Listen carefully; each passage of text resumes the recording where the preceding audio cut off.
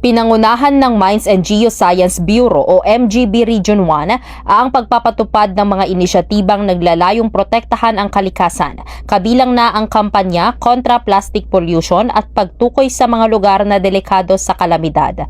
Binuksan ng opisina ang kanilang programa kaugnay sa temang End Plastic Pollution, kasunod ng paglulunsad noong nakaraang taon ng proyektong Plastic Kalikasa na layong hikayatin ang mga mining companies sa rehiyon na i-recycle ang kanilang mga plastic waste, bawasan ang paggamit ng plastic at iwasan ang iba pang aktibidad na nakakadagdag sa plastic pollution.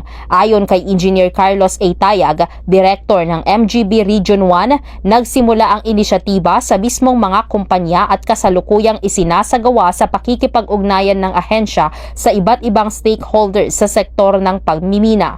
Ipinagpatuloy ng MGB Region 1 ang kanilang masusing monitoring sa mga mining companies upang matiyak ang pagsunod sa mga alituntunin ng Philippine Mining Act of 1995. Kabilang dito ang regular na Geohazard at Vulnerability Risk Assessments o VRA sa mga munisipalidad kung saan tinukoy ang mga lugar na posibleng tamaan ng landslide at pagbaha. Sa kasalukuyan, nasa 74% na ng rehiyon ang natapos sa ilalim ng VRA at nakaabot na sa mga lokal na pamahalaan ang resulta ng mga pagsusuri.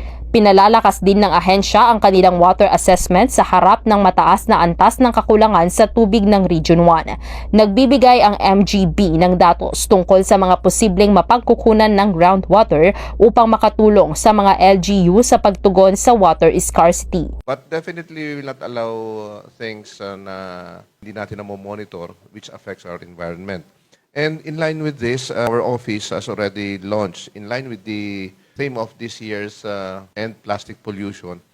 Our office, the Mines and Geosciences Bureau, started last year the Plastic Kalikasan, no? Which is in coordination with all the mining companies or quarrying companies in the region to recycle their own plastic, tsaka i-lessen yung plastic usage, rather than them contributing to the plastic pollution natin, no? So, we start at the very grassroots sa mga kumpanya mismo to implement yung plastic kalikasan. So that's in line with the theme for this year.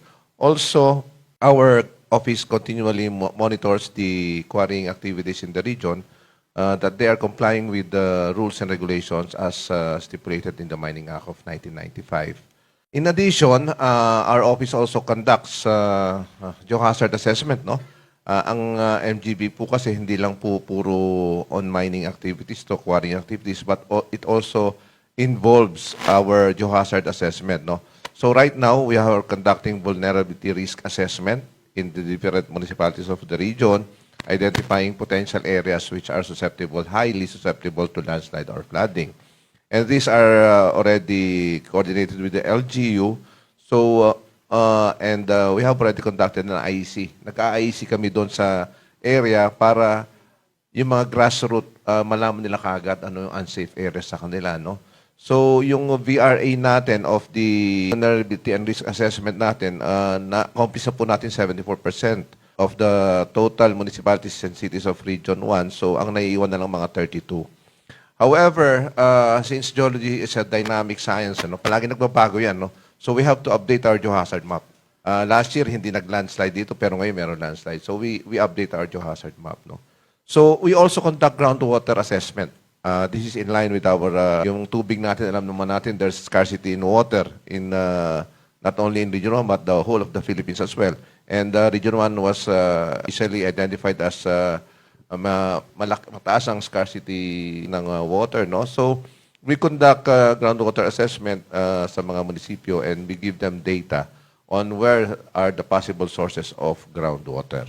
In addition also, sa ating mine management division, there is an increase in application for dredging here in Region 1. Alam naman natin lumalabas ng mga issues na ito, but as of to date, only one company is conducting dredging. But there are several other companies that already signified their intention and signed a MOA with the provincial government of the 4 provinces of Region 1 on the conduct of dredging. Bakit dredging?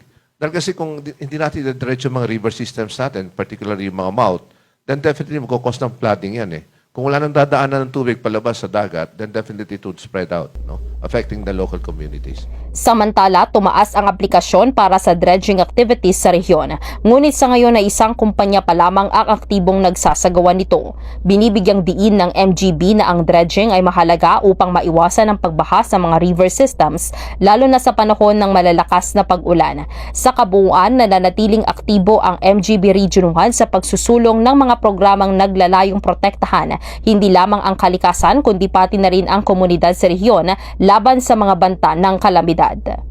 Para sa programang Zona Libre Patrol numero 3, Bombo Nerissa Ventura nag-uulat para sa number 1 and most trusted radio network in the country, Bombo Radio Philippines. Basta Radio, Bombo!